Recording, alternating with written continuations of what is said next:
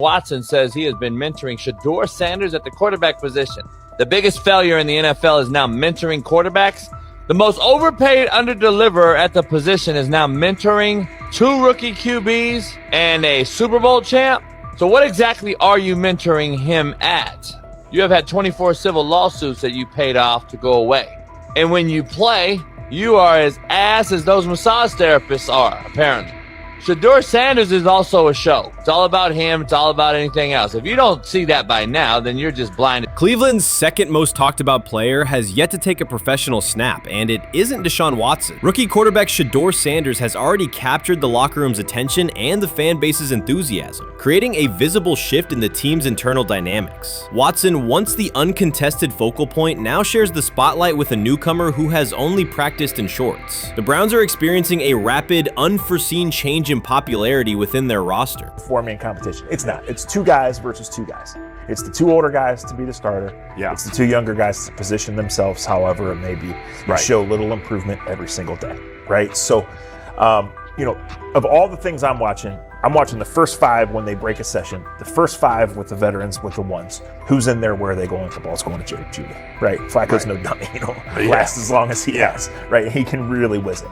But as we go on, I want to watch these guys because they probably just got plays installed Tuesday, and they're out there running them Wednesday. Shedeur Sanders arrived in Cleveland and immediately commanded attention. The rookie has yet to take a preseason snap, yet the energy around him inside the building and across social media eclipses what many veterans receive in an entire season. Fan enthusiasm is so strong that Deshaun Watson's jerseys are already drifting toward the clearance rack at the team store. In a matter of days, Sanders has become the roster's second most popular figure, while Watson watches his once secure QB1 status and public approval shrink by the hour. Shedeur or Deshaun? Who do you want as your quarterback next year?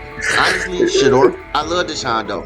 Like, I don't understand all the hate for Deshaun. You get hurt and you get booed, bro. That's foul. That might be the foulest I ever seen. The Browns' social media staff posted a single candid photo of rookie quarterback Shedeur Sanders releasing a warm-up throw, and the response was immediate and overwhelming. Fans saturated timelines with edits of themselves alongside him, while Deshaun Watson's routine practice reps drew comparatively little notice. Although an official Sanders jersey has not been released, unauthorized versions are already moving at a pace that exceeds merchandise sales for several other AFC North teams. The surge in interest marks one of the most intense fan reactions Cleveland has experienced in recent memory. The excitement surrounding Shedeur also triggers a wave of criticism. Veteran analysts, anchored in a 1980s mindset, question whether his style will translate into lasting success. They focus on his NIL earnings, social media presence, and visible confidence, arguing that the image overshadows substance. To them, outward self-assurance appears to be a distraction rather than a competitive asset. Even a simple smile or brief display of personality is cited as evidence that he lacks the measured discipline they expect from a starting quarterback. Critics claim Shedeur Sanders is notable only because of his father, overlooking the performance he delivered at Colorado. Many of those same observers ignored the Buffaloes until Deion Sanders made national headlines, yet they now question whether his son has earned the attention. They want rookies to keep quiet, carry clipboards, and wait 2 seasons before challenging for a starting role. Sanders is disregarding that script from the moment he arrived. His presence has already turned Cleveland's quarterback discussion into a genuine 2-man competition before a single preseason snap. Deshaun Watson maintains publicly that the situation does not concern him, but it is hard to believe the pressure is not real. A fully guaranteed contract protects his paycheck, not his standing in the locker room. Sanders, meanwhile, is translating charisma and early momentum into tangible influence with teammates, coaches, and fans, reshaping expectations for who will lead the Browns on opening day.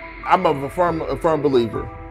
If I wanted Shedeur Sanders at 2, at worst at 33, of course I already think that he's better than other quarterbacks. Because that's the type of talent, that's where I would have picked him at.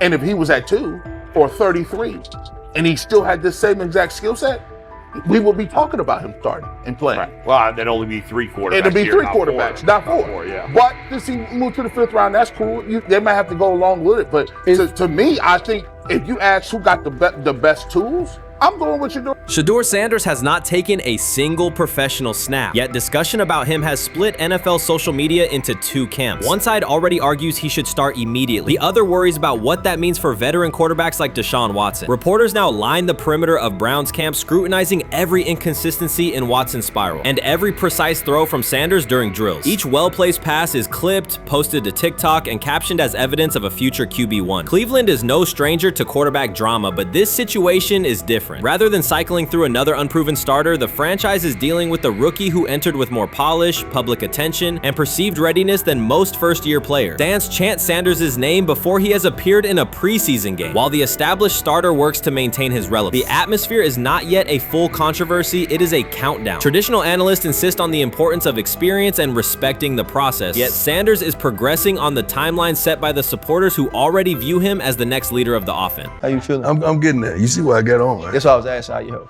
Yeah, I'm getting there. See? Prime, what they had to? I had blood clots, Okay. and they amputated, you know. But I work with it. Man. Yeah, I'm amputated. So I get that work done a couple times a day. Keep the blood circulating, blood flowing, but it's a new normal. And the best thing about here, we have a whole medical team on the second floor. Right. We have a whole medical floor, which is great. Deion Sanders is shaken, this time not by a hit on the field. In a sudden turn, Ryan Clark has uncovered a serious plot affecting Shedeur Sanders' NFL draft status, and the disclosure is reverberating across the sports community. What once looked like a simple scheduling delay may actually be a calculated effort to undermine Deion's son. The facts suggest intentional sabotage, a breach of trust, and repercussions that could be far-reaching. This is no routine football headline. It is personal, and Coach Prime did not see it coming. The sports world loves to celebrate underdogs, yet it often takes even greater pleasure in tearing down rising stars. Deion Sanders is witnessing that cycle now, not from the sidelines as Coach Prime, but as a father. The lights in Boulder remain bright, the cameras keep rolling, and Sanders still wears his gold watches, sunglasses, and natural swagger. Still, behind that familiar smile is a man carrying deep pain as criticism aimed at his son mounts daily. How much of that is opening press conference saying, okay, we are family, saying that he was sent to do certain things? Do you feel like people got attached to that, or it just was the fact that prime time is at Jackson State? It's prime time. If my son plays cornerback, I want him to be around, in my opinion, the best cornerback ever to touch the field. That's right. If my son played DN, I'd have to talk to you and tell me who's coaching the DNs. That's but right. I was sending my son to That play greatness. for prime. His pain does not come from critics or losses, but from watching his son, Shedeur Sanders, get pulled into a system where politics outweigh performance. By every metric, arm strength, accuracy, field vision, Shedeur belonged in the top 3 of any NFL mock draft. Defensive coordinators who tried to unsettle him know he never flinches. He owns the unteachable leadership trait that turns strong prospects into franchise cornerstones. Then the narrative shifted. Draft boards that once placed him 2nd or 3rd slid him to 5th, then 12th, and eventually out of the 1st round on some lists. Analysts grew cautious, executives became vague. The statistics stayed strong, and the game film still proved his ability, yet the buzz evaporated. The abrupt silence felt deliberate and wrong. Former NFL safety and respected analyst Ryan Clark then delivered an unfiltered disclosure, not on a scheduled TV segment, but in an unscripted comment. He stated plainly that influential figures inside the league were not overlooking Shedeur Sanders. They were actively holding him back. The motive, Clark said, was political, and the real target was Deion Sanders, Hall of Famer, architect of Jackson State's resurgence, and the coach who turned a 1-11 Colorado program into a national headline. Deion's refusal to conform, wearing sunglasses indoors, dancing with players, speaking candidly, challenged an establishment that favors predictable images and rehearsed statements. According to Clark, that resistance to tradition was not forgotten. When Shedeur displayed the same mix of talent and confidence, concern spread through front offices and media circles. Questions about leadership style and attitude surfaced. Coded language for discomfort with a quarterback who mirrors his outspoken father. Clark's point was clear. The issue is not Shedeur's performance. If he had posted identical numbers at Ohio State or Alabama, endorsements and media specials would follow. Instead, interest cooled. because the Sanders family embodies a self-made identity the league cannot easily manage. Their visible pride and independent brand challenge a system that prizes control. And that threat, not football ability, is what Clark believes is suppressing Shedeur's draft stock.